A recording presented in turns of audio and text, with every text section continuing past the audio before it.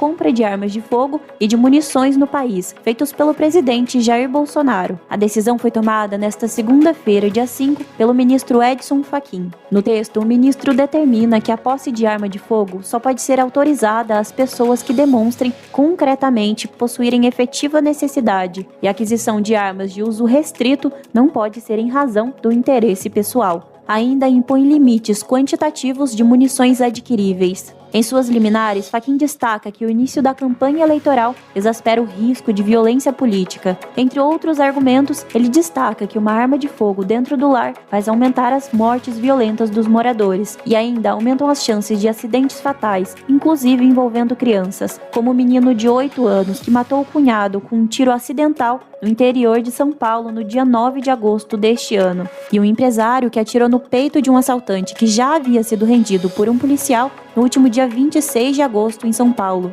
Em ambos os casos, eles tinham posse de arma, mas o empresário não tinha autorização para o porte, ou seja, ele não podia andar armado. Você ouviu Notícias da Hora, aqui na Rádio Bandeirantes.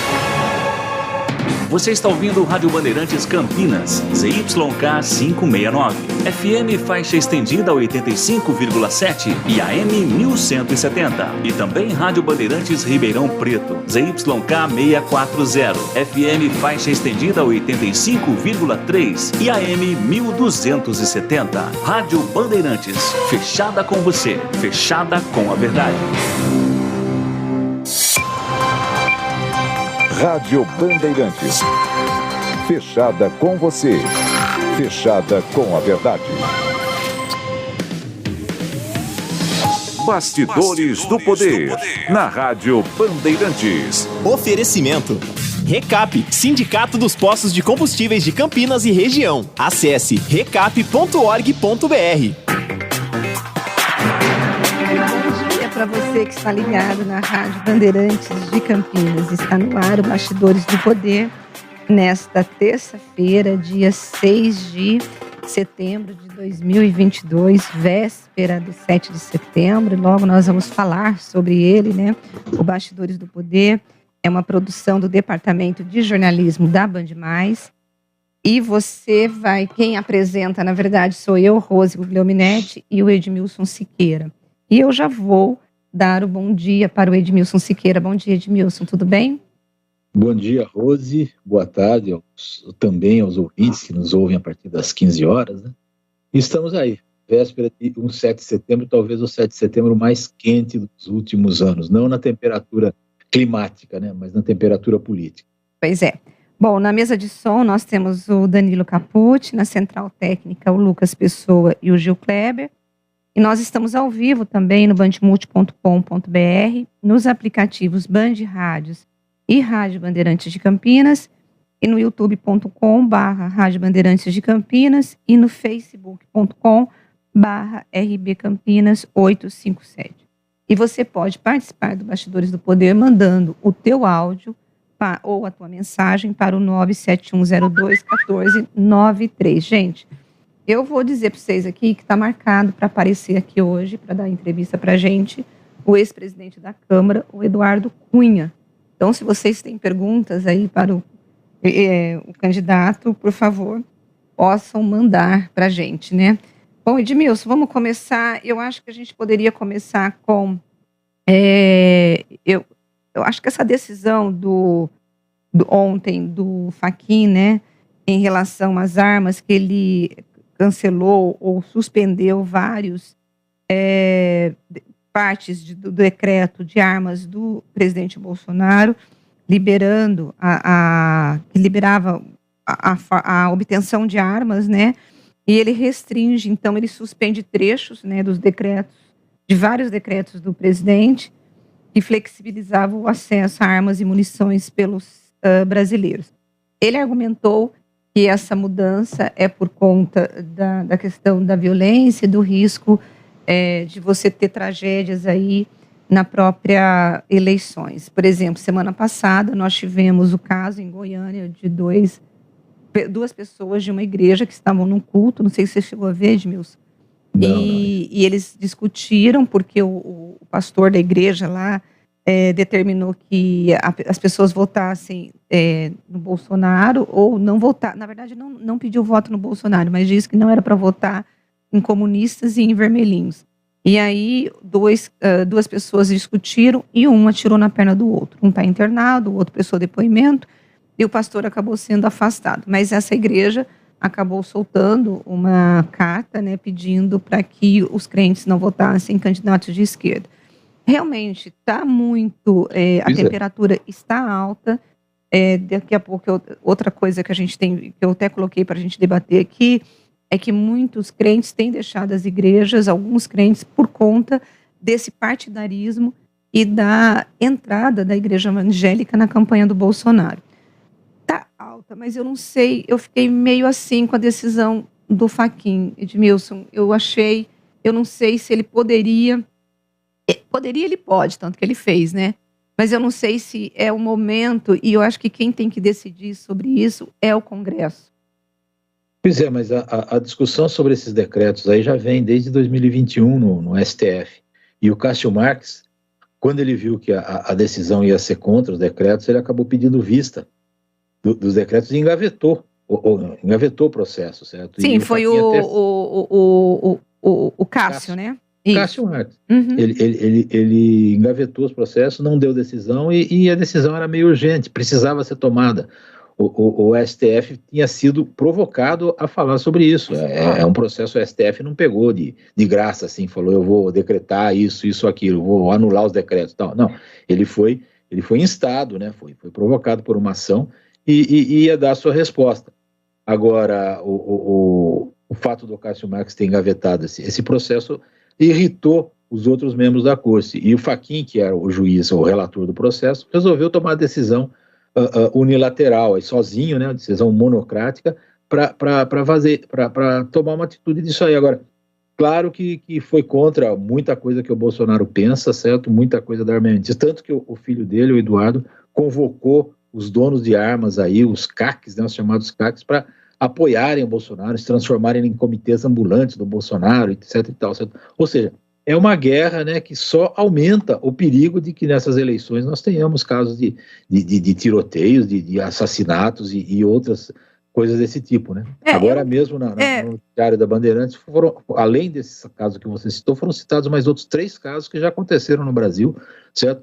E que tem uma relação direta com essa liberalidade maior de arma de fogo. O caso do menino lá que atirou no cunhado, o caso de um empresário que não podia tinha porte de arma em casa, mas não podia andar na rua e matou um assaltante que já estava dominado por um policial, certo? Então, são casos como esse que começam a se repetir no Brasil, diante da liberalidade aí de posse de arma.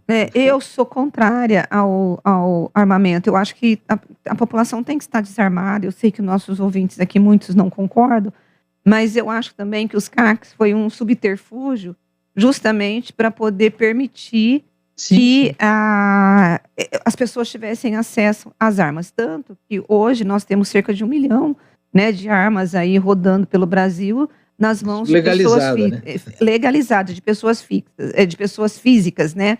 E essas armas, elas são liberadas para você trabalhar em clubes de tiros, aquela de você praticar em clubes de tiro.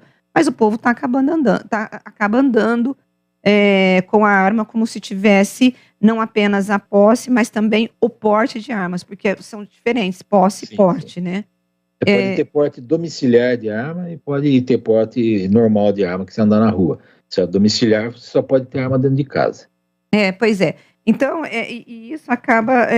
agora, o que eu estou discutindo, na verdade, é essa liberdade do STF decidir, entendeu? Porque eu acho que tem que ser o Congresso, né, para poder decidir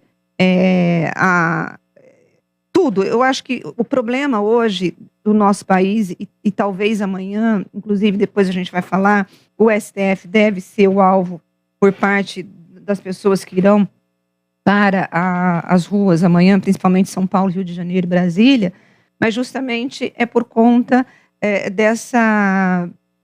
eu acho que desse protagonismo mesmo do judiciário em relação à Câmara e em relação ao Senado. Agora, por outro lado, também você tem a questão de que os próprios deputados e senadores muitas vezes se omitem em propostas que são polêmicas, principalmente como essa em relação às armas, né, Edmilson? Esse é um caso de omissão mesmo, porque decreto não passa pelo Congresso, né? Foi uma coisa do Bolsonaro, só o decreto é feito pelo presidente e não passou pelo Congresso. Pode ser que no Congresso haja projetos lá nesse sentido, certo? Mas eles estão parados, engavetados, e se o Congresso não decide sobre isso, o presidente decidiu. O presidente decidiu, muita gente foi contra. Quem foi contra essas decisões do presidente no decreto acabou acionando o STF. E o STF, quando acionado, ele é obrigado a falar. Estava falando. O Cássio Marques engavetou a proposta para ficar tudo como está.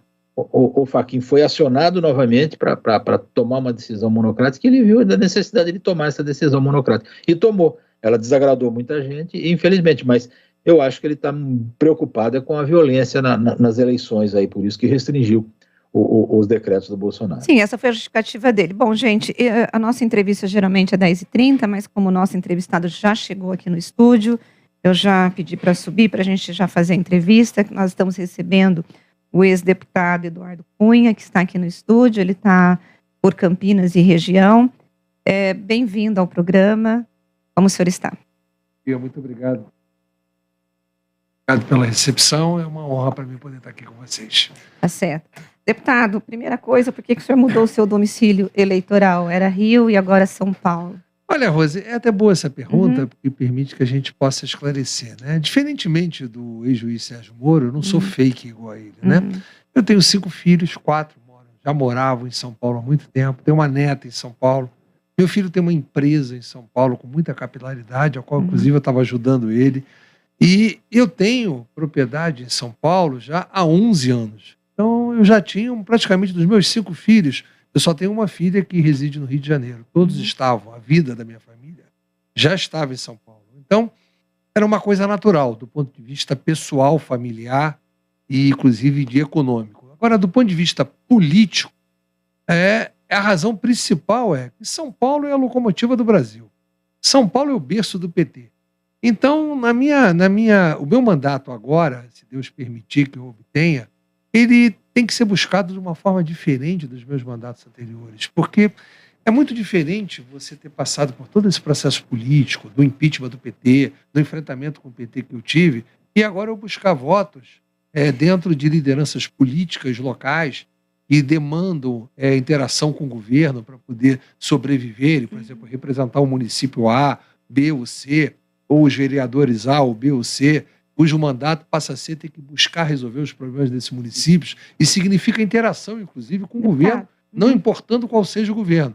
E a minha posição política hoje é muito clara. Se o Bolsonaro vencer a eleição, eu sou base do governo. Se o Lula vencer, eu sou oposição. Não importa nenhuma circunstância. Já que o senhor está colocando isso, o senhor chegou a ser preso, né, por conta de denúncias de corrupção, o senhor tinha dinheiro, inclusive, na Suíça, e todo mundo fala, pelo menos no bastidor, e o senhor mesmo escreveu o livro Tchau, Querido, Diário do Impeachment, né, de que o impeachment da Dilma foi pensado pelo senhor e foi orquestrado como uma forma de vingança, né? Não, eu não escrevi isso, não que o senhor escreveu, eu estou falando, as pessoas falam, não está no livro. É importante ressaltar. Em primeiro lugar é o seguinte, é importante você colocar isso. Eu fui preso, eu não cumpri qualquer pena e não tenho pena a cumprir, eu fui preso preventivamente por um juiz declarado parcial pelo Supremo Tribunal Federal, e me impôs uma condenação, e essa condenação foi anulada pelo Supremo Tribunal Federal, que ele fraudou o meu processo.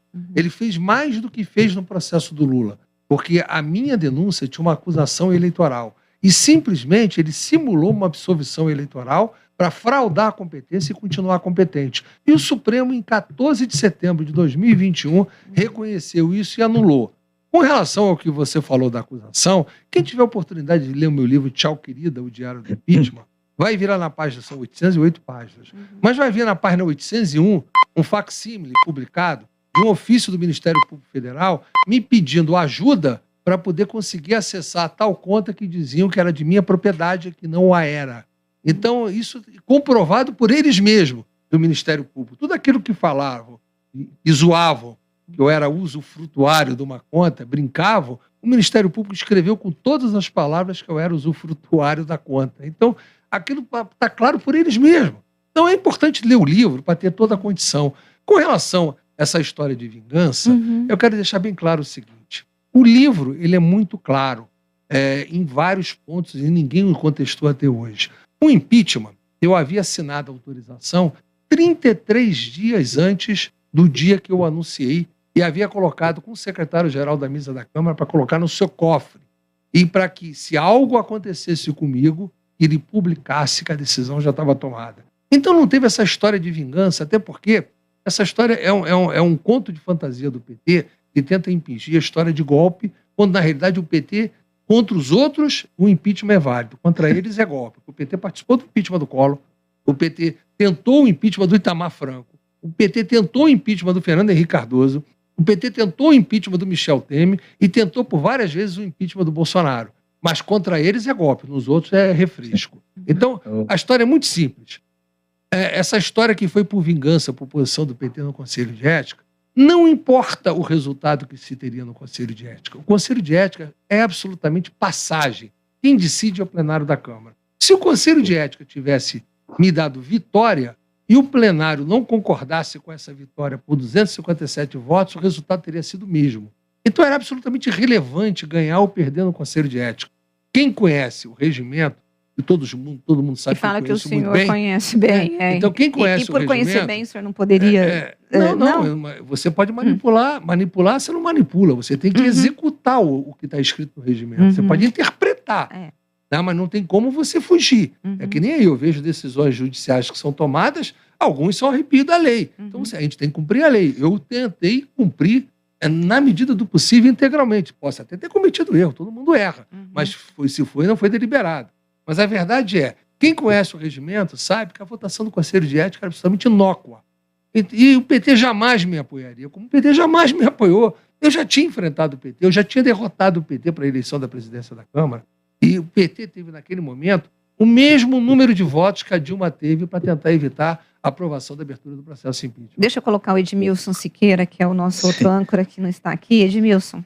O candidato, o mesmo STF que anulou aí o processo, que tornou o senhor não mais culpado do processo, referendou a decisão da Câmara de cassação do seu mandato e hoje, por decisão do presidente do STF, o senhor está inelegível. Como é que está esse processo? O que o senhor pretende fazer para reverter essa decisão? Bom, em primeiro lugar, o Supremo que anulou a minha condenação foi o Supremo num colegiado. O Supremo que proferiu uma decisão provisória agora foi uma decisão monocrática.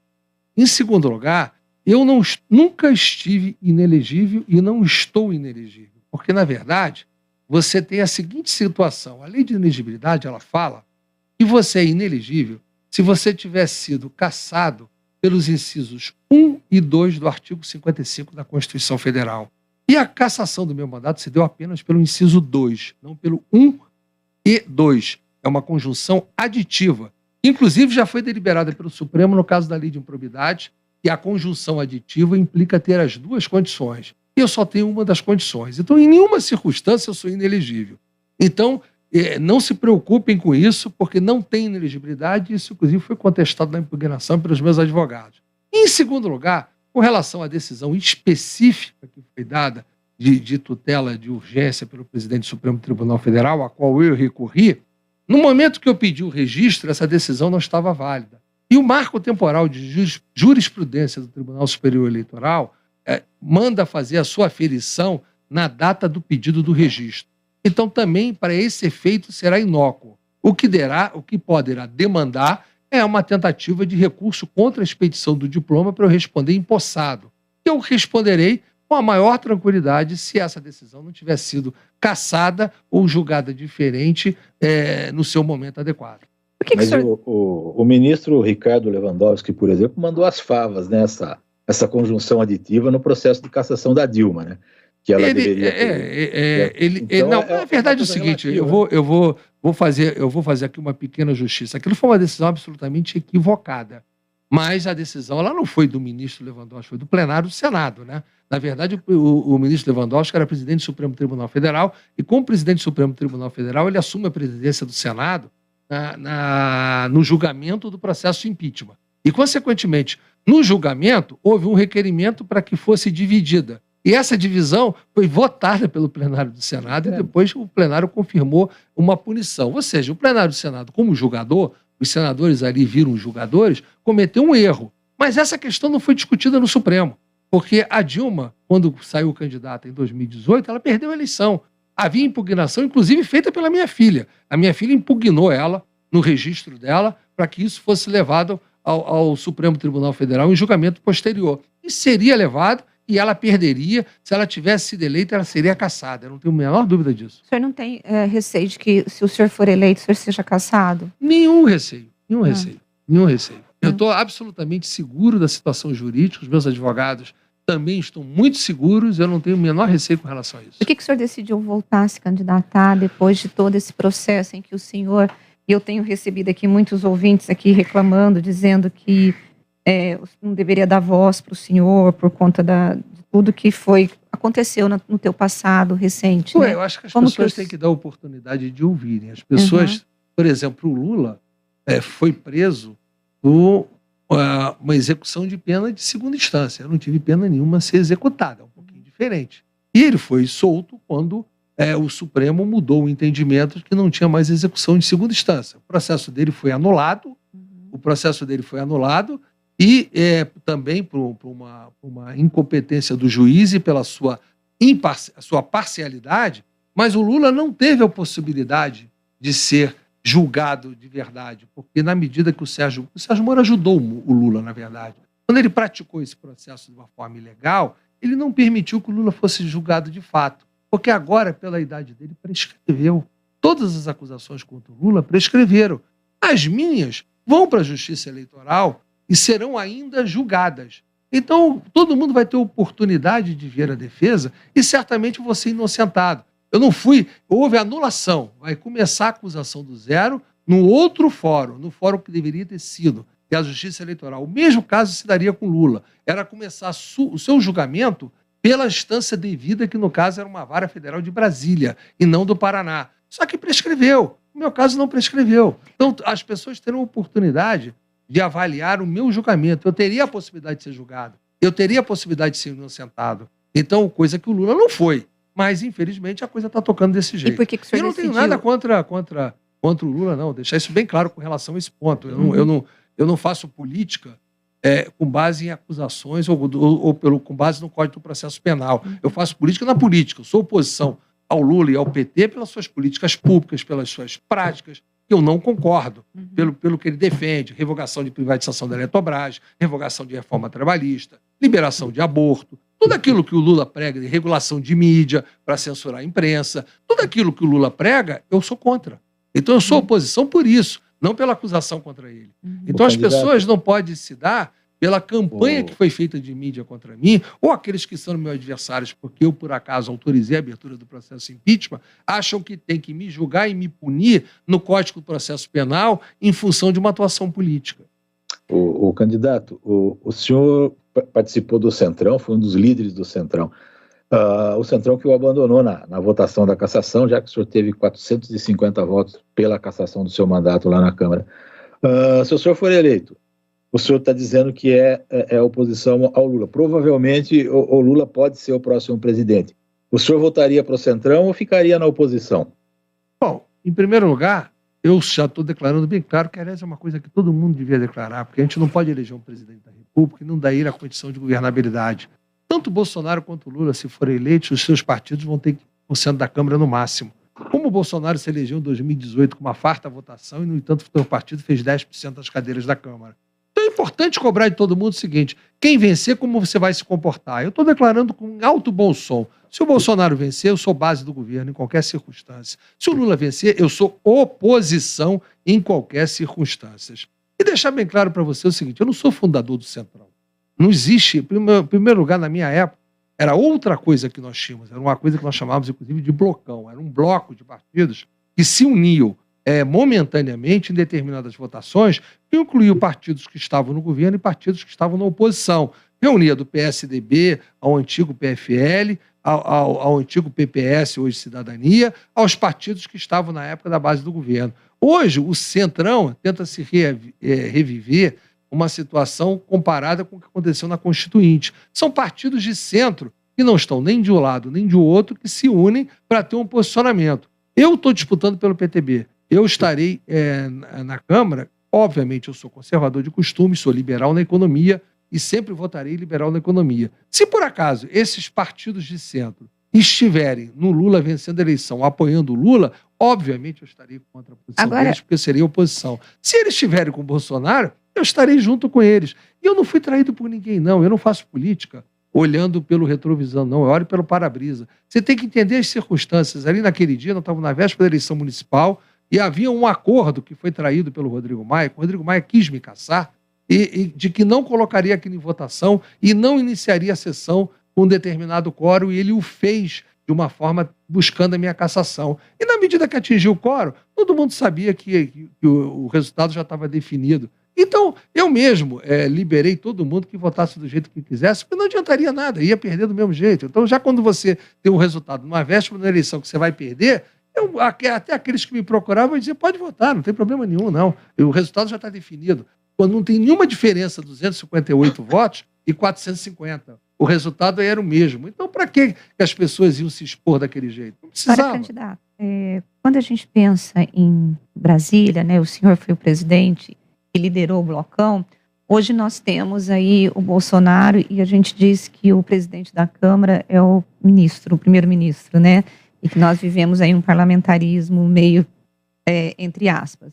Você acha que o Bolsonaro de fato está enfraquecido, que o centrão ele manda? E outra pergunta, qualquer presidente, sendo Lula ou Bolsonaro, se o centrão, o blocão, o nome que vocês quiserem colocar, decidir não ajudar esse presidente, ele consegue governar o país ou não? Não consegue, não consegue, porque 15% vai sair o Bolsonaro, 15% vai sair o Lula. Vai governar como? Cadê os outros 35% para ter a metade? O grande problema que a gente tem, Rose, e aí vem uma discussão que, se você tiver a oportunidade de ler o meu livro, eu já falo sobre isso bastante, é um problema da natureza da nossa eleição, um problema político. Por exemplo, eu sou parlamentarista. Eu acho que nós precisaríamos ir para o parlamentarismo, que só pode ir com base num plebiscito. Não pode ir a seco, porque já foi decidido pela população em um plebiscito. Mas a gente tem que entender o seguinte, por exemplo, algumas coisas mínimas a gente podia fazer. Eu defendo, por exemplo, que a eleição do Congresso se dê no segundo turno da eleição presidencial, obrigando os partidos a definirem quem vai apoiar. Porque você não pode eleger um presidente da República e não dar a ele a condição de governar.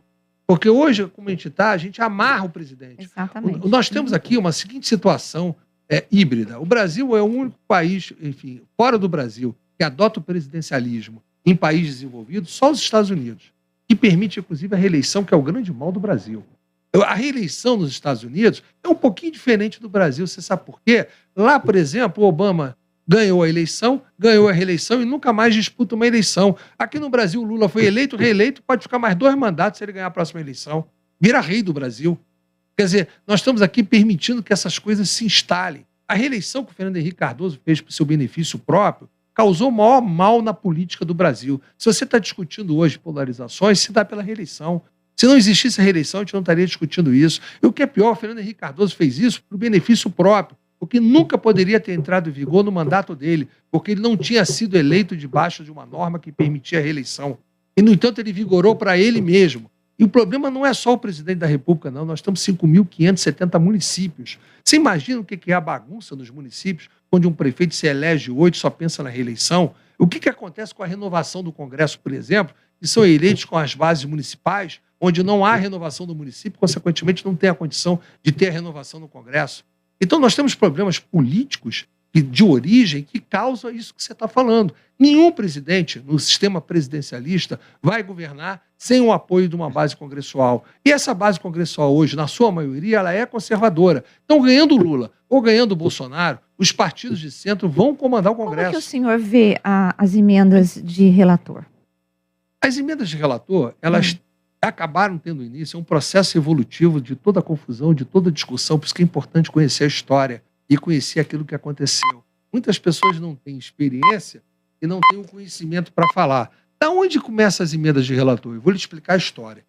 O Senado Federal tinha aprovado uma emenda constitucional de autoria do senador Antônio Carlos Magalhães, falecido senador Antônio Carlos Magalhães, tornando o orçamento impositivo na sua integralidade. Isso foi para a Câmara. E para evitar a aprovação dessa emenda, a integralidade do orçamento impositivo, você tem que lembrar o seguinte, os parlamentos mais desenvolvidos do mundo gastam 80% do seu tempo fazendo orçamento. E o orçamento é impositivo. O que é impositivo? O que está no orçamento tem que ser executado. O orçamento do Brasil é uma peça de ficção. Você aprova o orçamento autorizativo, você fabrica receitas que não vão ser executadas e depois coloca as despesas para essas receitas. Então todo mundo finge que aprova por 3 parlamentares, depois na véspera do Ano Novo, quando ninguém presente no plenário, que todo mundo sabe que é uma peça de ficção. Então a briga era para tornar o orçamento impositivo.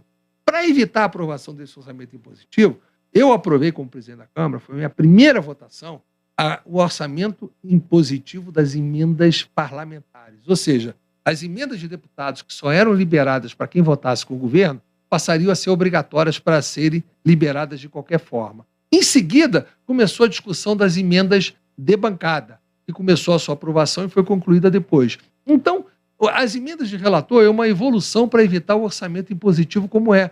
E ainda assim, aqueles que estavam colocados no orçamento pelos parlamentares nunca era executado pelo governo, ele glosava.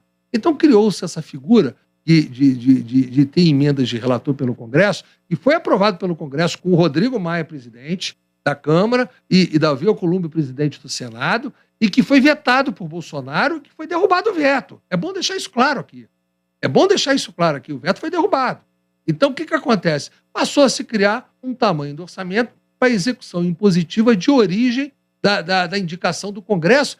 Em resumo, é quem faz o orçamento inteiro. Eu acho que não deveria existir emenda de relator. Eu acho que deveria existir aquilo que o Antônio Carlos Magalhães aprovou no Senado. O orçamento integralmente ser impositivo. E a gente discute a exaustão de uma forma transparente e a sociedade sabe, quando o orçamento é aprovado, qual a integralidade que vai ser executado, com a receita real. Agora, para não fazer isso, acaba se criando subterfúgios. Então, essas emendas de relator é um subterfúgio em alternativa ao orçamento impositivo.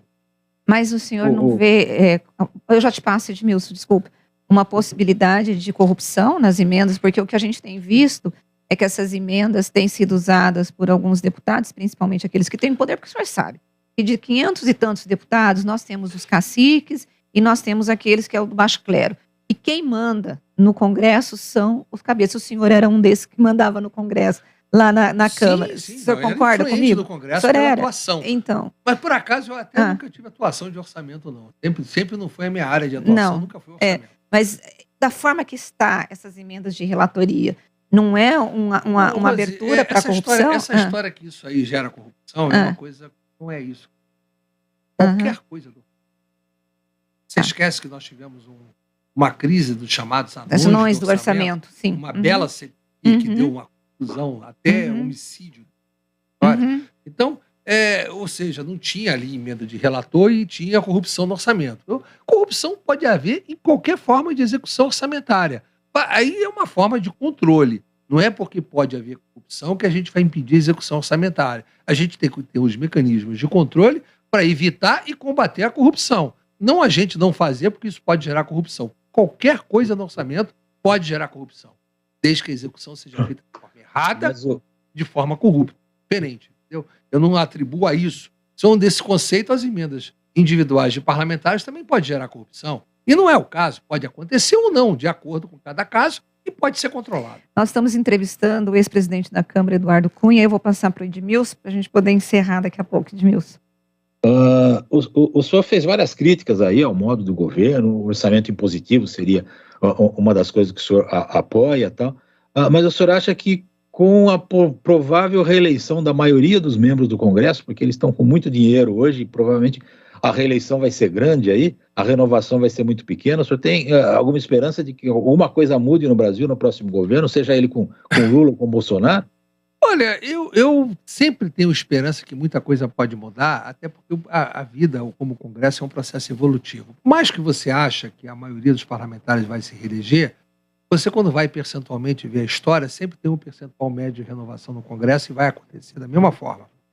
Você não tenha dúvida, você vai ter pelo menos 40% a 50% de renovação em qualquer circunstância. Então, não acredite nessa história que você vai reeleger todos eles. Até porque nós estamos debaixo de uma situação que é uma situação esdrúxula, que vai aumentar em muito o gasto da campanha eleitoral, eu já critiquei muito isso, que é o fim da coligação proporcional, obrigando os partidos a lançarem candidatos que não vão se eleger para poder fazer nominado. Então, muitos deputados podem estar em boa condição eleitoral, mas podem não ter feito as suas nominatas suficientemente em condições de promover a sua eleição. Então, o resultado dessa eleição não depende só do voto de cada deputado. Depende de uma série de circunstâncias. Por exemplo, o fundo eleitoral, quem teve ou não acesso ao fundo eleitoral, os partidos que tiveram acesso nas suas outras candidaturas a esse fundo eleitoral. Então, é uma circunstância muito diferente. E te digo mais, isso eu levantei. Você hoje, nós fizemos pesquisa aqui no estado de São Paulo, 88% da população não lembra quem votou para deputado federal em 2018. E dos 12% que lembram, a metade não repete o voto. E por que acontece isso? Porque, primeiro, a maioria não liga para a eleição de deputado. E, segundo, a maioria vota em candidatos a deputados que não se elegem e compõem as nominatas. Foram mais ou menos 55% dos votos em São Paulo que foram dados para candidatos que não se elegeram. Por isso que tem pouca afinidade da população com o Congresso, ela não se sente representada. Então, essa história de dizer, não, está todo mundo reeleito, não é bem assim, não. Porque se 88% nem lembra, como é que você acha que vai conseguir repetir o voto? Candidato, porque eu acho que, inclusive, uma das facilidades para os deputados serem reeleitos ou ficarem nadando, né, como eu digo assim, porque a população, ela sabe quem é o prefeito, quem é o governador e quem é o presidente, mas ela não sabe quem é o deputado. Mas ela não lembra quem votou? Pois é, e como mudar isso? Como mudar isso? Primeiro, mudar o sistema político. Eu defendo o distritão. Se São Paulo elege 70 deputados federais, por que os 70 mais votados não são os eleitos? No entanto, você vota no João e elege a Maria, vota na Maria e elege o João, vota no evangélico e elege um ateu, vota no ateu e elege um evangélico. É uma circunstância de nominata de partido, você vota no Tiririca e elege não sei quem, você vota no João e elege o outro. Votava no Enéas e elegeu 4 pessoas com 200 votos no passado. Esse sistema eleitoral que a gente tem que acabar. A população tem que entender que o voto dela é válido. Só que quem faz a lei para mudar o sistema eleitoral são os deputados. Mas você não tem a dúvida que eu tentei votar como presidente da Câmara do Distritão e perdi. Agora, há pouco tempo, o Arthur Lira também tentou votar antes da mudança eleitoral e fez um requerimento para tentar votar antes, não atingiu os 308 votos numa emenda constitucional e parou a votação. Estava com 280. Com medo de perder, não votou. Nós temos que mudar. Agora, o que acontece? Tem partidos que vivem disso, vivem das nominatas, principalmente os partidos de esquerda, e não querem mudar um discurso que isso prejudica o partido. Prejudica nada. Eu posso optar o partido que eu quero, sabendo que eu tenho voto. Eu não preciso entrar no partido para compor uma nominata. Eu ser eleito numa nominata que compõe a minha eleição. É completamente diferente. Eu posso escolher aquele que eu tenho identidade, aquele que eu entendo que me representa, que eu posso representá-lo, e não escolher aquele que facilita a minha eleição. Então, para acabar com isso, é uma coisa muito simples que o eleitor entende. Por que os mais votados não são eleitos, deputados? Então, ele não se sente representado. Não se sente representado. Esse problema chama-se falta de representação. Por isso que o Congresso não é aprovado pela sociedade. Tá certo. Deputado, quero agradecer sua presença aqui nos estúdios da Rádio Bandeirantes. Boa sorte para a sua campanha. Muito obrigado pela oportunidade. Um abraço a todos. Mas eu quero ainda uma última pergunta. Como está sendo a receptividade em relação à tua candidatura? Tem recebido muitas críticas ou não? Se há críticas, elas não vêm até mim diretamente. Se vier também, serão sempre muito bem aceitas, porque o político não vive só de elogio. As críticas nos levam a melhorar a nossa atuação e até reconhecer alguns erros que a gente possa ter cometido. Eu não tenho medo de crítica. E quem está na política não pode ter medo de crítica. Mas, felizmente, graças a Deus, eu tenho recebido muitos elogios, muito mais apoio do que necessariamente a críticas. Eu recebi aqui bastante ouvintes criticando o senhor, mas tem ouvinte dizendo que decidiu votar o senhor depois da entrevista. Muito obrigado a eles, tá? Espero não decepcioná-los. Obrigada pela tua presença aqui. Obrigado. E nós vamos para um rápido intervalo e voltamos daqui a pouquinho.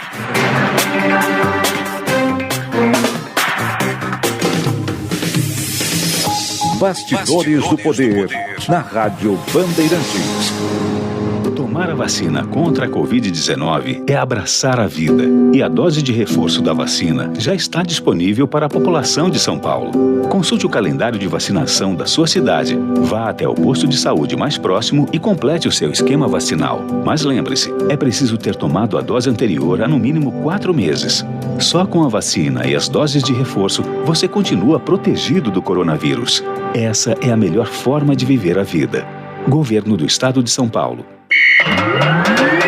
E E agora? As últimas informações do esporte. Esportes Online. Oferecimento Nacional Sol. Reduz a conta de luz com a energia solar da Nacional Sol. Acesse nacionalsol.com.br.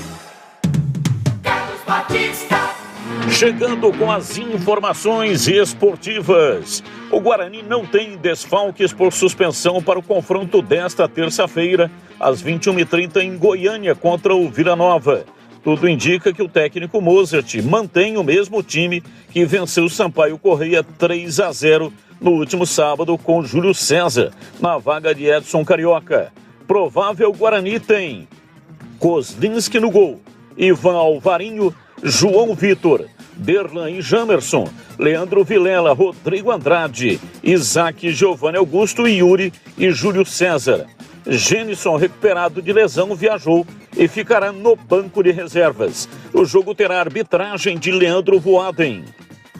O volante Léo Naldi levou o terceiro cartão amarelo em Chapecó e está suspenso no time da Ponte Preta. Richelli e Fraga são algumas das opções do técnico Hélio dos Anjos para a vaga no jogo de amanhã, 19 horas, contra o Sport. O zagueiro Matheus Silva, o lateral esquerdo Arthur e o volante Alisson, que cumpriram suspensão pelo terceiro cartão amarelo na rodada passada, retornam ao time. Ingressos estão à venda nas bilheterias do estádio Moisés Lucarelli. Geral e arquibancada custando R$20 a inteira, 10 a meia. Setor VIP, os preços são de 50 inteira, 25 meia. Ou, se você preferir, adquira o seu ingresso pela internet. pontepreta.futebolcard.com. São as informações esportivas na Rádio Bandeirantes. A sua conta de luz está cara? Então pare de sofrer com esses aumentos abusivos e tenha energia solar da Nacional Sol. Com mais de 2.000 projetos instalados, a Nacional Sol é referência em energia solar. Temos uma equipe especializada para fazer um projeto personalizado para você reduzir em até 95% sua conta de energia. Solicite agora uma simulação gratuita pelo site nacionalsol.com.br ou pelo WhatsApp 19 99596 1768. Energia solar é Nacional Sol. Agora, notícias da hora com as notícias locais, nacionais e internacionais, direto da redação da Rádio Bandeirantes. Cerca de 1.300 caminhoneiros autônomos recebem nesta terça-feira, dia 6, a repescagem das 2 primeiras parcelas do auxílio caminhoneiro, benefício emergencial para repor os efeitos do aumento do diesel neste ano. Como cada parcela equivale a R$1.000, cada caminhoneiro receberá R$2.000. O dinheiro será depositado nas contas poupanças sociais digitais e poderá ser movimentado por meio do aplicativo Caixa Tem. O auxílio caminhoneiro foi criado pela emenda constitucional que criou o estado de emergência por causa da alta do preço dos combustíveis e será pago até dezembro. Tem direito ao auxílio caminhoneiro os transportadores de carga autônomos cadastrados no Registro Nacional de Transportadores Rodoviários de Cargas, da Agência Nacional de Transportes Terrestres, até 31 de maio deste ano. Entre outras exigências para receber o benefício, os caminhoneiros deverão estar com a carteira de habilitação e o CPF válidos. Você ouviu Notícias da Hora, aqui na Rádio Bandeirantes. Rádio Bandeirantes. Fechada com você. Fechada com a verdade. Você está ouvindo Bastidores do Poder, na Rádio Bandeirantes. Nós estamos de volta com Bastidores do Poder e o Gustavo só nos faz rir quando ele chega aqui no estúdio, né? Porque ele tem uma verve, assim, bem humorística. Mas vamos lá, Gustavo, agora saindo da risada, né? Olha, gente, se vocês ouvissem o que a gente fala aqui nos bastidores, vocês também dariam risadas como nós, gente. Devia ouvir, né, Rose? Porque é bastidores do poder, devia contar essas histórias aí. Ah, melhor não.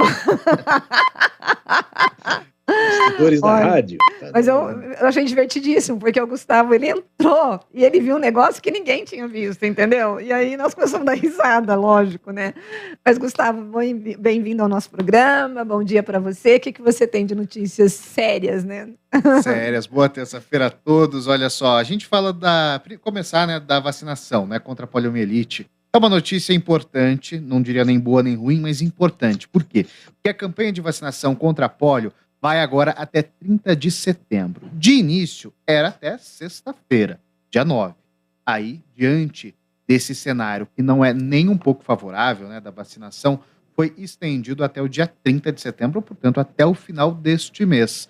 Segundo o Ministério da Saúde, 34% apenas e tão somente do público-alvo de 1 a 4 anos tomou a vacina que previne contra a paralisia infantil. A meta do Ministério é vacinar 95% desse público-alvo, que inclui aí cerca de 14,3 milhões de pessoas. Vale a pena a gente lembrar que a polio é aquela doença que, como eu acabei de citar, é a doença da paralisia infantil. E hoje, é importante, a gente tinha marcado com o Ramalho até fazer uma pauta, e ela está nessa pauta, que é conversar com uma pessoa que tem a paralisia infantil, que teve polio, e, portanto, até hoje tem dificuldade para andar. Que é justamente trazer para o pessoal esse problema, esse fator, que essa doença existiu, né, aqui no Brasil. O último caso foi em 89 e trouxe diversos problemas. Muitas pessoas até hoje enfrentam essa doença. A ideia é explicar um pouquinho desse vírus, inclusive, é um vírus intestinal. Ele pode ser transmitido também por gotículas de saliva, assim como outras tantas doenças que a gente tem tratado aqui nos últimos tempos. Importante, claro, essa dose pode ser tomada no posto de saúde. Nos Estados Unidos, por exemplo, a doença voltou. E voltou principalmente porque lá a campanha é desigual, né, Rose? Não é igual aqui que a gente pode ter no posto de saúde de graça durante a campanha. Lá não é bem assim. Então, assim, é a oportunidade para o pessoal tomar para levar a criançada e já acertar toda a caderneta. Claro que a gente vai seguir acompanhando, trazendo mais notícias aqui. Tá certo, muito obrigada. E tem uma informação também da história da gasolina, né? Que aqui em Campinas o negócio tá feio, é isso? Na verdade, está melhorando a situação, né? Se bem que, assim, hoje o valor do etanol está R$ 3,52. É um valor bem mais caro do que a gente tem acompanhado, mas ainda assim está 18 centavos mais barato. É a menor marca desde fevereiro de 2021. Só para a gente lembrar, nós alcançamos ali em abril o valor de R$ 5,20, R$ 5,20 para o etanol. Naquele mesmo mês de abril, chegamos a R$ 6,82 na gasolina.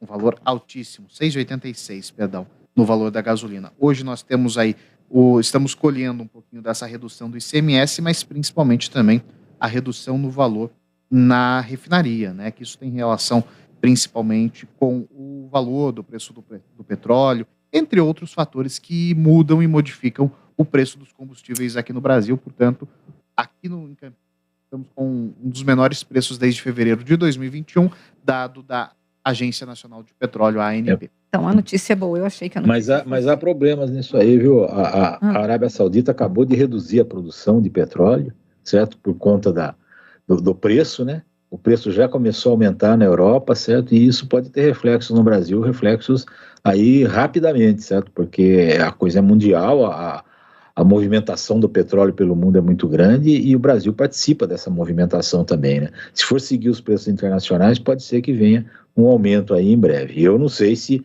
o governo vai deixar aumentar o preço, né? Daí eu acho que durante essa campanha eleitoral... bem complicado. Eu acho que não. Segura agora e solta depois. E aí eu já quero trazer aqui um dado para vocês, que 79% das famílias brasileiras estão endividadas, de acordo com um dado que foi divulgado ontem pela Confederação Nacional do Comércio de Bens, Serviços e Turismo, né? Esse número era 72% há um ano, ou seja, os brasileiros estão mais endividados. E aí, Edmilson e Gustavo, por conta da inflação que está corroendo tudo, né? Não tem jeito, né? Você vai no mercado, eu sempre falo, você vai no supermercado, você compra uma sacolinha, R$200, né? É assustador, assustador. E com isso, a população não tem dinheiro para comprar, acaba entrando em dívida de cartão de crédito e está endividada. Ou seja, olha, gente, é um dado muito sério. Quase 80% da população endividada. É muito sério esse dado. E depois disso, essa pessoa que entra na dívida, ela vai ficar com o nome sujo, como a gente costuma falar, ela vai deixar de comprar muitas das vezes pelos próximos anos, inclusive, porque está com o nome sujo, ou seja, não tem acesso a crédito. complica toda a cadeia aí por um bom tempo. E eu fico imaginando, Edmilson, o que o governo vai fazer hoje. O jornal O Globo trouxe uma matéria dizendo que tanto a campanha do Lula quanto a campanha do Bolsonaro estão vendo estratégias para poder furar mesmo o teto de gastos. O Lula já disse que não vai cumprir o teto de gastos, que é uma segurança de gastos, que é uma segurança que nós temos de você cumprir, né, as exigências fiscais, inclusive para os investidores, é uma segurança dizendo, esse país não é um país maluco que faz o que quer, o que dá na telha, né? O Lula disse que vai... Oi? O teto de gastos é justamente aquele básico, né? O governo não pode gastar mais do que arrecada. Exatamente. E quando ele gasta mais do que arrecada, ele contrai dívidas. Essas dívidas têm que ser pagas, certo? E quanto mais dívida o governo tem, mais ele emite dinheiro. Mais emite dinheiro, mais sobra a inflação. A inflação sobe, o Banco Central é obrigado a subir os juros para tentar diminuir o dinheiro em circulação, certo? E isso gera recessão. Quer dizer, é uma cartilha básica da economia aí que está sendo aplicada no Brasil para pior, né? Para tentar resolver os problemas. Só que começa com o governo gastando mais do que recebe. Isso. O Bolsonaro já estourou o teto de gastos violentamente. Aí, por conta da campanha eleitoral, né? Por causa da campanha eleitoral, arranjaram outras desculpas, mas a desculpa, o fato é esse. E o Lula está falando que não vai respeitar o teto de gastos. Quer dizer, a gente caminha para uma recessão aí brava. Pois é, aí o que as campanhas têm colocado, né? A campanha do Bolsonaro está estudando uma forma de conseguir pagar as despesas, porque se for fazer a manutenção dos R$600 por ano que vem do auxílio emergencial, o governo vai precisar de 50 bilhões. A campanha do Lula, ela tem dado demonstrações, ela não assumiu ainda publicamente o que vai fazer, mas em reuniões de empresários, ela tem colocado que vai ter metas por áreas. Então, vai ter áreas que vai gastar mais e outras áreas menos. Mas também não é oficial. E a campanha do Bolsonaro também está se dedicando, ainda não divulgou o que vai fazer para definir como vai ser isso. Agora, o que eu acho, Edmilson, é que em ambos é um tiro no escuro que nós estamos, né? Claro, claro. Ninguém fala em reduzir as mordomias todas do Estado, os 700 milhões que a gente revelou ontem aqui, que paga só em aluguel para imóveis, que não havia necessidade, já que tem muito imóvel do governo vazio, certo?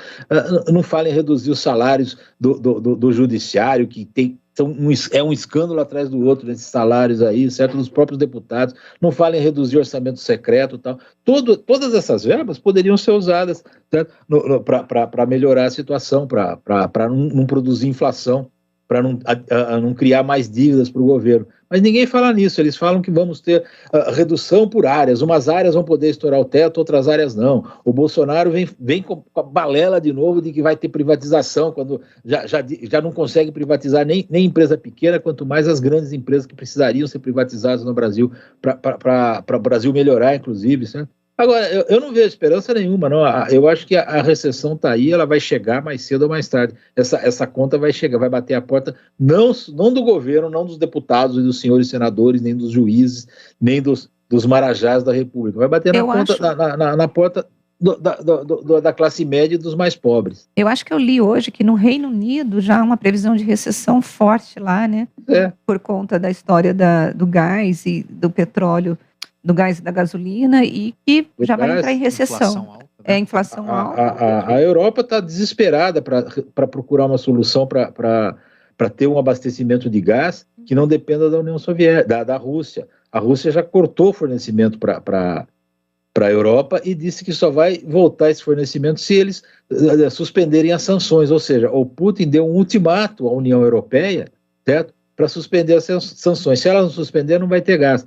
Então, eu acho que as coisas vão se acirrar muito mais. E com isso, o preço do petróleo vai aumentar também, porque eles vão precisar mais ainda de petróleo para substituir o gás nas suas fontes de energia, principalmente de aquecimentos na Europa, que eles usam muito aquecimento lá por conta do inverno ser muito mais rigoroso. Então, a situação do mundo é crítica nesse aspecto, certo? E vai respingar no Brasil, porque a Europa complicada, ela compra muito menos do Brasil, certo? E com isso a nossa balança comercial pode afundar também. Eu acho que é uma situação triste. Eu acho que a gente tem que ter uma consciência, todo eleitor, de que nós vamos votar, mas a questão da economia é uma questão que não vai ser resolvida rapidamente. Mas eu acho que nem sei, viu, Gustavo, esse abacaxi ele vai ser descascado, mas como, né? E precisa de dinheiro, vai precisar de investimento. E se você tem uma crise mundial, você num posto Ipiranga não basta, né? Só lembrando que o ex-presidente Lula, no primeiro governo dele, o que deu certo foi inclusive a política de superávit, né? Isso que foi importante para manter inclusive a economia, como deu certo mais para frente. Mas isso que é um ponto, né? Não deixa de ser um teto de gastos, só que de uma forma diferente, né? Então, assim, o ajuste fiscal é importante, independentemente da forma, então isso tem que ser pensado. Não tem jeito. Bom, gente, nós vamos para o intervalo. Nós voltamos daqui a pouquinho com mais de Bastidores do Poder.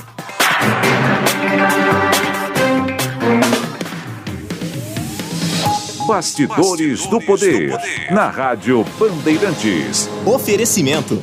Recap, Sindicato dos Postos de Combustíveis de Campinas e Região. Acesse recap.org.br. Ações dos governos federal e estadual foram certeiras em um dos principais problemas do setor de combustíveis, a carga tributária. O Recap, Sindicato dos Postos de Combustíveis de Campinas e Região, agradece e comemora essas medidas, que foram positivas para os postos e para a sociedade. Continuamos as mobilizações, com foco também em coibir fraudes e a sonegação fiscal no setor, que geram enormes prejuízos a todos. Saiba mais em recap.org.br.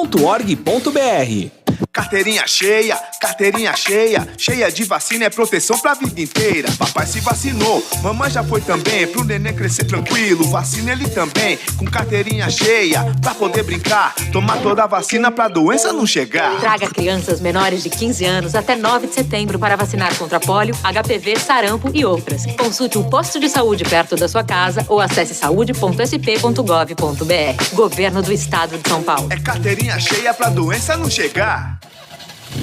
Rocha Autopeças é confiança em primeiro lugar.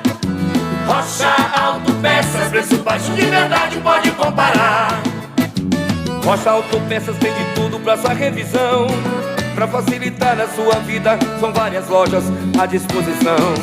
Peças nacionais e importadas com a qualidade que o seu carro merece. Visite www.rochaautopeças.com.br. Neste sábado, dia 10 de setembro, tem programa esportivo especial da Rádio Bandeirantes. Esporte Show, direto do Atacado Abrajá, na Rua Padre Bernardo da Silva, 1301, em Campinas. Debate esportivo com a equipe da Rádio Bandeirantes e convidados. Esporte Show, dia 10 de setembro, das 10 da manhã ao meio-dia, no Atacado Abrajá, na Rua Padre Bernardo da Silva, 1301, no São Bernardo, em Campinas. Esperamos você lá. Oferecimento: Atacado Abrajá, o maior estoque de produtos para sua obra pelo menor preço. Agora, News Drops com Henrique do Vale, direto de Nova York. E a taxa de desemprego nos Estados Unidos subiu para 3,7% em agosto, um aumento que surpreendeu os economistas que esperavam que permanecesse nos 3,5% de julho. Em um mercado de trabalho normal, o aumento do desemprego é, com certeza, uma bandeira vermelha. Mas mesmo que o mercado de trabalho de hoje esteja longe do normal, o aumento do desemprego no mês passado é, na verdade, uma indicação de que o mercado de trabalho está se normalizando, dizem os economistas. Uma das principais razões pelas quais o desemprego aumentou em agosto foi porque mais pessoas estavam trabalhando ou procurando ativamente por trabalho. A participação da força de trabalho aumentou 0,3 de ponto percentual para 62,4%, embora ainda esteja um ponto percentual abaixo do nível pré-pandemia em fevereiro de 2020. A taxa de desemprego de 3,7% provavelmente ainda está aumentando a inflação na economia dos Estados Unidos por meio de salários mais altos, porém é provável que a taxa de desemprego suba para 5,5%, justamente para que a inflação volte à meta de 2% do Banco Central americano. Os salários subiram a uma taxa anualizada de 5,2% em agosto, a mesma de julho.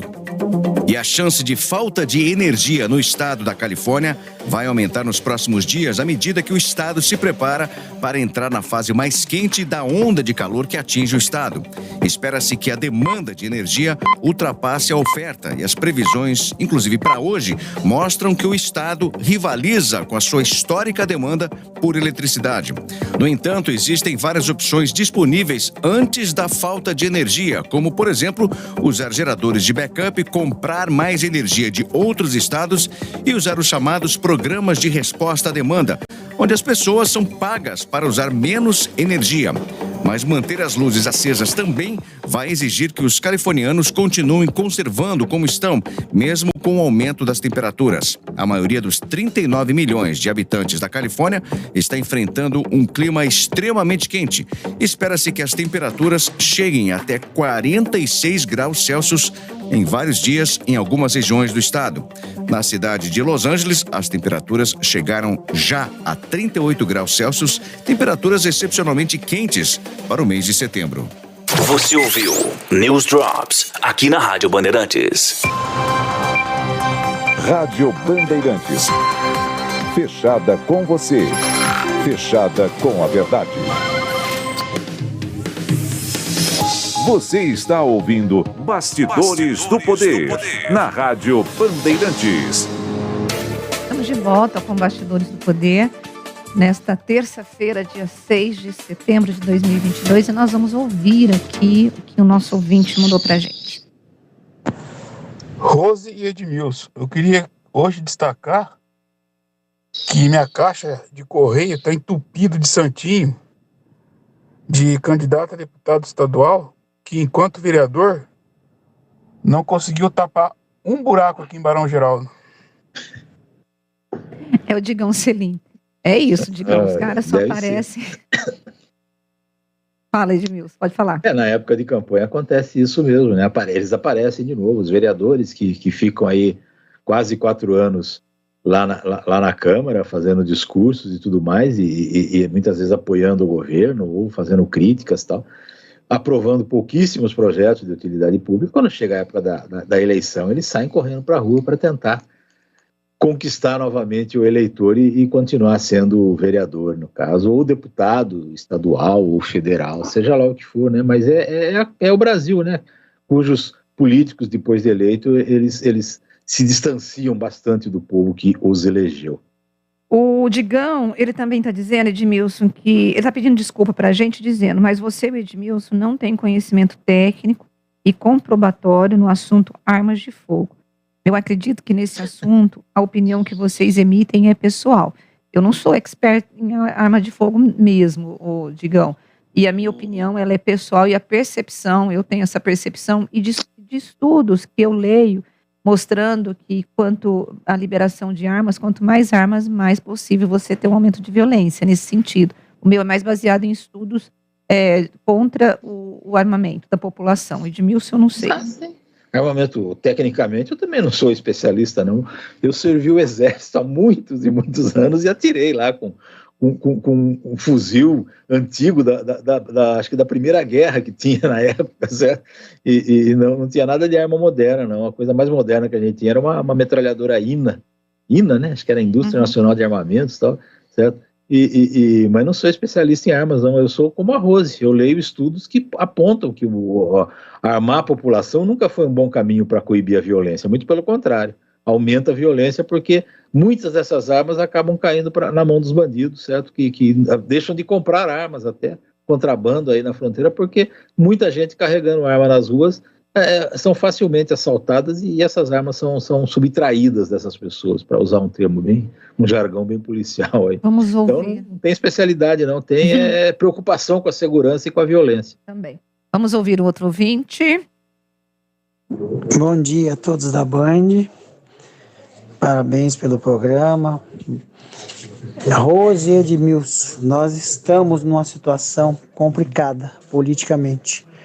A decisão do Fachin, ela foi tomada porque realmente ele foi provocado, mas o nosso presidente do Senado é um roda presa, um incompetente que não se mexe, por isso que essas coisas caem na mão do STF. Se não, o Congresso, de uma certa forma, resolveria isso. É o Juarez de Paula, aqui do Campo Grande. Tá certo, Juarez. Nós temos um outro ouvinte também que mandou áudio. No Itaú, do lado do tênis clube, do Regatas, e eles não têm cadeira de roda. A minha mãe tem um AVC, ela não consegue descer do carro para fazer o que tem que fazer dentro da agência. É uma vergonha isso daí. Tá? Eu vou fazer a denúncia lá no 56 da prefeitura.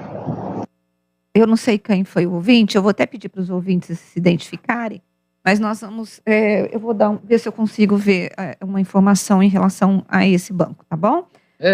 Só um detalhe aí, é um absurdo, idosos, né, muitas vezes sem condição de locomoção ideal, terem que comparecer a um banco para fazer uma prova de vida ou alguma outra coisa com a internet aí tão favorável, com todas as facilidades para identificar uma pessoa, certo?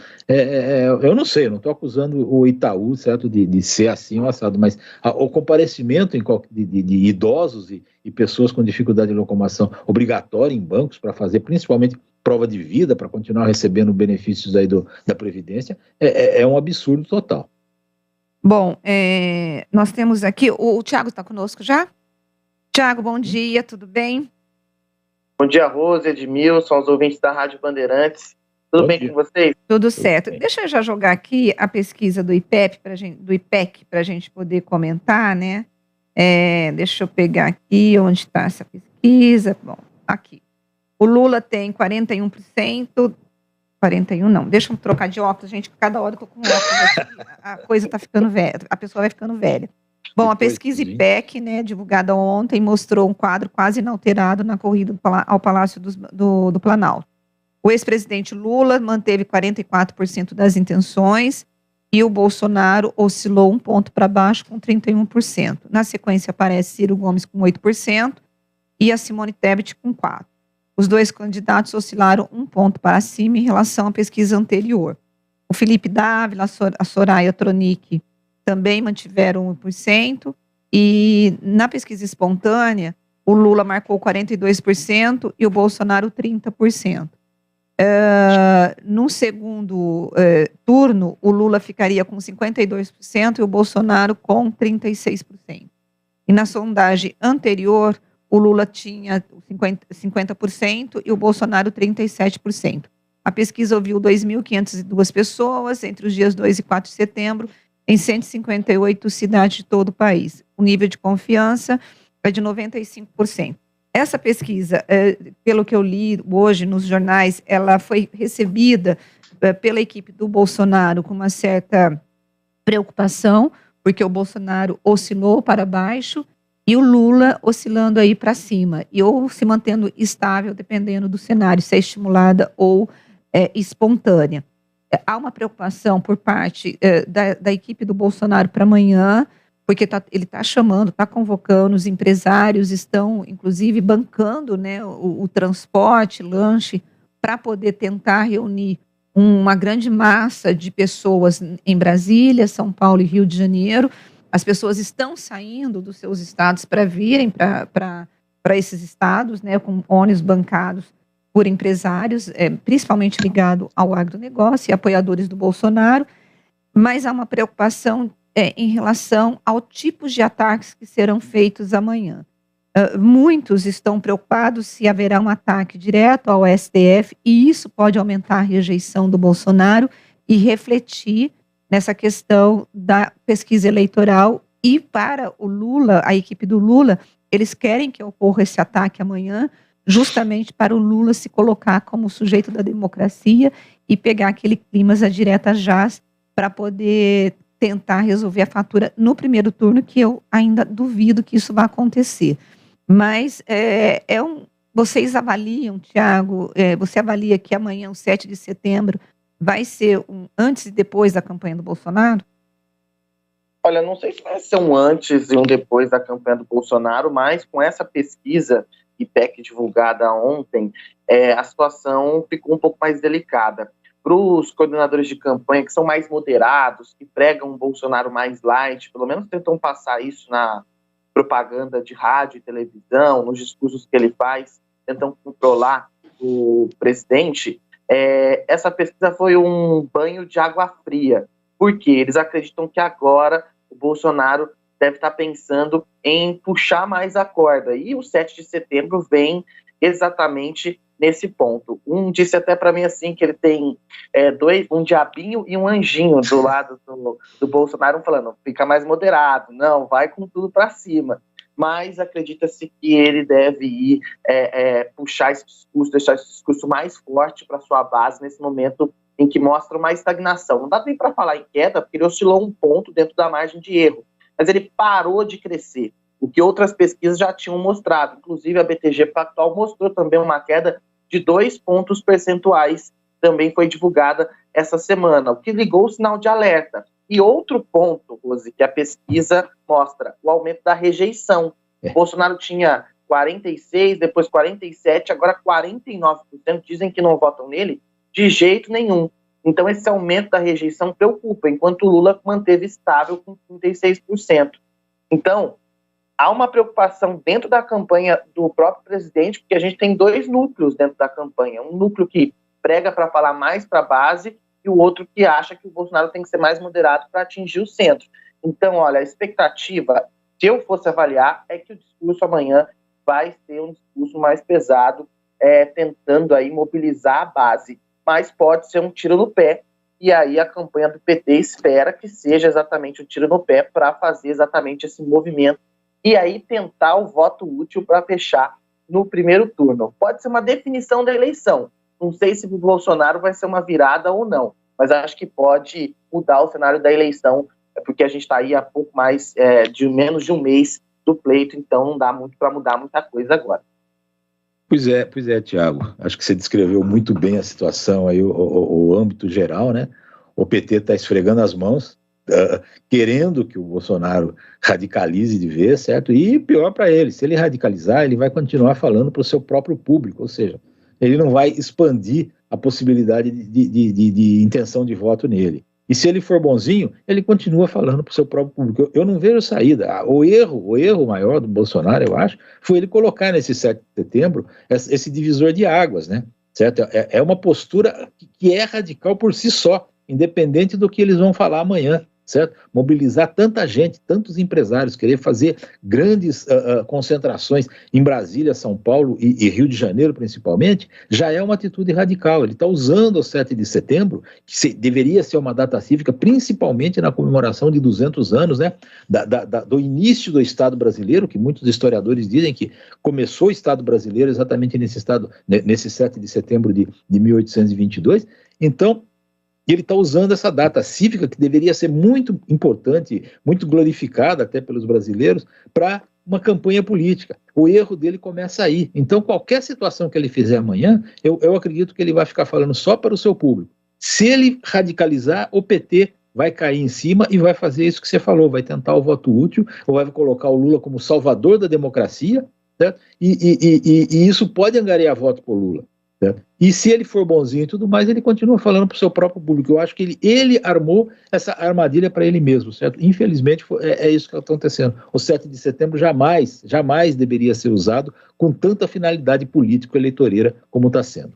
E falando de 7 de setembro, nós temos hoje a inauguração do Palácio do Ipiranga em São Paulo. Museu do Ipiranga, né? O Museu do Ipiranga em São Paulo. Foram gastos 235 milhões para poder restaurar, grande parte financiada pelo governo federal através da Lei Rouanet. E o governo do estado gastou 19 milhões apenas no jardim. Eu tô doida para ver, gente, tô com muita curiosidade, mas o que está chamando a atenção... Você já viu, Thiago? Ficou bonito? Estava lá ontem. E como que ficou? Um espetáculo, né? Um negócio impressionante. Não pode dar spoiler, porque a gente visitou, mas sob embargo, você não pode contar o que está lá dentro. É um acordo, mas ficou muito bonito. Abre para visitação na quinta-feira. Vai ter um show amanhã de abertura musical às 6 horas no Parque da Independência, que deve marcar aí a reabertura do Museu do Ipiranga. Eu sei a inauguração é hoje mesmo. A inauguração é hoje para autoridades. Inclusive, por que eu coloquei essa inauguração aqui no nosso papo? Primeiro, que é importante a inauguração do Museu do Ipiranga, que estava fechado desde 2013 ou 2003, Thiago? 2013, né? 2013. E, enfim, nós vamos ter então lá as autoridades hoje, mas uma das autoridades que estão sendo, que vai participar é o ex-governador do estado de São Paulo, o João Dória. E porque ele foi ali o grande mentor e foi buscar empresários para poder conseguir a ajuda, né, para poder revitalizar e recuperar o museu. Mas a preocupação está por conta da campanha do Rodrigo Garcia, porque eles ficam preocupados porque o PT está colando o Rodrigo Garcia no Dória, o Dória tem uma alta rejeição e o Rodrigo Garcia não vai participar hoje da inauguração por conta da legislação eleitoral, que não permite candidatos em inauguração de obras, mas amanhã ele estará lá no Palácio junto com os alunos. De fato, Thiago, há mesmo um distanciamento entre os dois candidatos? O pessoal do PSDB de São Paulo diz que não, que é maldade. Mas há, né? Maldade só se for deles, né? Porque acabou ali, não há nenhum contato entre João Dória e Rodrigo Garcia. Isso é muito claro. A gente tem o Marco Vignoli, que era muito ligado ao João Dória, foi secretário e é o presidente estadual do PSDB. Mas, assim, a gente não vê nada que ligue o Rodrigo Garcia a João Dória. E eu coloco isso naquele episódio em que, vocês vão lembrar, em que o Dória ameaçou permanecer no governo. Vocês lembram? Lembro, sim. No prazo. Naquele momento ficou muito claro que haviam dois grupos no PSDB. E o grupo do Dória era um e do Rodrigo Garcia era outro. Muito claro isso. Então, quando o Dória decide sair da corrida presidencial, ele realmente vai para a vida privada. Porque você não vê influência nenhuma dele na campanha do Rodrigo Garcia. Há um distanciamento total, exatamente porque eles avaliam que o Dória poderia tirar votos do Rodrigo Garcia. Isso é muito claro, Rose.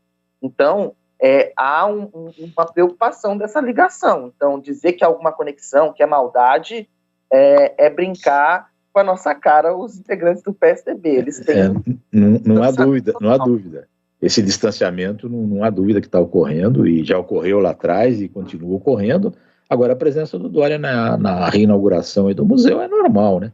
Ele conseguiu tudo para fazer, foi uma promessa de campanha dele, e ele conseguiu arrecadar aí as verbas todas, envolveu muita gente, muitos empresários, e o museu, como você disse, ficou aí uma coisa muito bonita, e ele vai se aproveitar, ele vai lá e vai fazer um discurso, vai dizer dos esforços dele, etc e tal, certo? Como ele já disse que foi para a vida privada, ele vai fazer o discurso, vai sair, certo? E vai continuar a vida dele. Como talvez ele não volte para a política, eu não sei, né?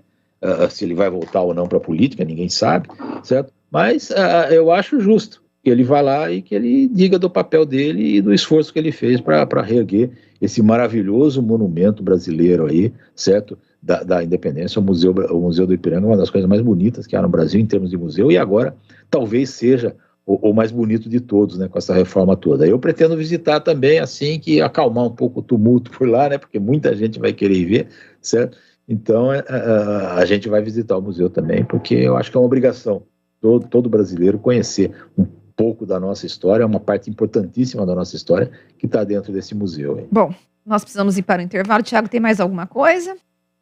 Olha, só registrada a campanha ao governo de São Paulo, o Tribunal Regional Eleitoral indeferiu a candidatura de Edson Dorta, do Partido da Causa Operária. Ele não prestou contas da campanha de 2016, quando concorreu à Prefeitura de Campinas. Cabe recurso, o partido deve recorrer ao Tribunal Superior Eleitoral, ele que é aí da região, estava concorrendo, mas nesse momento está com a candidatura indeferida. Tá certo, Thiago. Olha, muito obrigada. E até amanhã você participa ou não com a gente? Estamos aí. Então tá bom. Então a gente se vê amanhã. Um beijo para você. A gente vai para um rápido intervalo e volta daqui a pouco.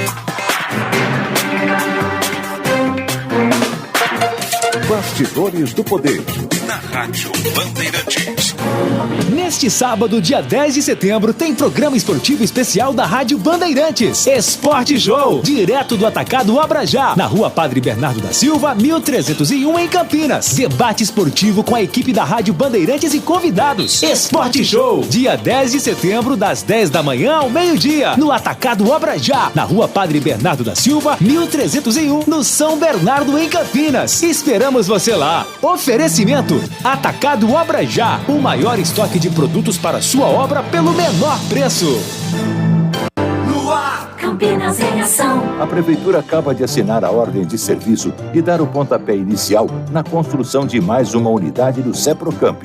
Hoje, a FUMEC Seprocamp atende cerca de 2.000 alunos com unidades no Centro, São Marcos, Vida Nova, Ouro Verde, Satélite Íris e Campo Grande, além de uma móvel. A nova unidade será no Campo Belo, construída em uma área com mais de 700 metros quadrados. Em um prédio de 2 pavimentos, com salas de aula, laboratório de informática e toda a estrutura e acessibilidade para atender com qualidade a população. Oferecendo cursos profissionalizantes, de qualificação profissional e de educação de jovens e adultos. A previsão é que a Seprocamp Campo Belo comece a funcionar no segundo semestre de 2023. Campinas, 248 anos de história, trabalho e desenvolvimento. Prefeitura de Campinas. Campinas em ação. Uma família muito unida recebeu uma super novidade. A filha entrou na faculdade, mas era em outra cidade e ela teria que se mudar. E não é que a família inteira decidiu acompanhar? Como tinha um pouco prazo, preferiram alugar. E a equipe da Prado resolveu tudo rapidinho. Pra moça, um AP bem pertinho. Uma casa com quintal pro casal e outra sem escada pro avô, praticamente do lado. Porque aluguel fácil é com a Prado. Prado Gonçalves Imobiliária. Histórias felizes passam por aqui. Campeonato Brasileiro de Futebol 2022. Gol! Na Rádio Bandeirantes, o melhor gol do rádio. Cobertura de todos os jogos de Guarani e Ponte Preta com a equipe esportiva de maior audiência do interior. Futebol é com a Rádio Bandeirantes. Apoio Atacado Obra Já, o maior estoque de produtos para sua obra pelo menor preço. Rocha Autopeças, sempre oferecendo peças de qualidade com preços justos. Cortag, especialista em ferramentas e acessórios para o assentamento de pisos cerâmicos e porcelanatos. Acesse cortag.com.br. Siga no Instagram, @Cortag Brasil. Golcare Saúde, o plano de saúde importante para a sua vida. Contrate 100% online e sem burocracia. golcaresaude.com.br. Siga no Instagram, @Golcare Saúde. Aeropisos, vai construir ou reformar? Aeropisos é o lugar. Acesse aeropisos.com. Nacional Sol, reduz a conta de luz com a energia solar da Nacional Sol. Acesse nacionalsol.com.br. Sofisticar Autovidros, oficina especializada em acessórios e vidros automotivos. Seja uma autorizada Sofisticar. WhatsApp 11 96429 0680. Implante dentário é na Odontoclinic. Chame e agende sua avaliação. Fone 3342-7000. Tomar a vacina contra a Covid-19 é abraçar a vida. E a dose de reforço da vacina já está disponível para a população de São Paulo. Consulte o calendário de vacinação da sua cidade. Vá até o posto de saúde mais próximo e complete o seu esquema vacinal. Mas lembre-se, é preciso ter tomado a dose anterior há no mínimo 4 meses. Só com a vacina e as doses de reforço, você continua protegido do coronavírus. Essa é a melhor forma de viver a vida. Governo do Estado de São Paulo. Rádio Bandeirantes. Fechada com você. Fechada com a verdade. Você está ouvindo Bastidores do Poder, na Rádio Bandeirantes. Estamos de volta com Bastidores do Poder e eu vou correr aqui com os ouvintes, porque hoje eu preciso terminar o programa 11h29, porque depois, às 11h30, nós teremos uma programação especial aqui na Rádio Bandeirantes. Olha, o Donizete de Sumaré, ele está dizendo, mais um explicando o inexplicável, onde há fumaça tem fogo. Infelizmente, nessa política está cada vez mais difícil de engolir. Eu acredito que o Donizete está se referindo às emendas secretas que foi explicada aqui pelo ex-presidente da Câmara, o Eduardo Cunha. Aí, o nosso ouvinte, o Zé Neves, está dizendo, gente, pelo amor de Deus, dar voz para um corrupto como esse, o chorume da política nacional.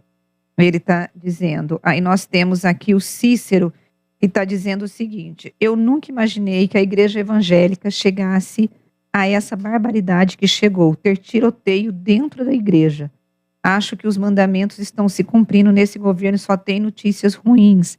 Liberar armas é coisa de extremista e de nazista, diz o Cícero. Olha, realmente é bem complicado, viu? O Alê Ele disse que ele pediu o número aqui do candidato, do Eduardo Cunha, porque ele disse que a entrevista o ajudou a convencer o voto, viu, Edmilson? Vai vendo. Olha, nós temos também o Adriano Vermelho dizendo o seguinte: sobre as pesquisas, eu vejo com respeito muitos amigos ouvintes comentando e questionando as pesquisas eleitorais. E vai aqui uma reflexão do voto envergonhado.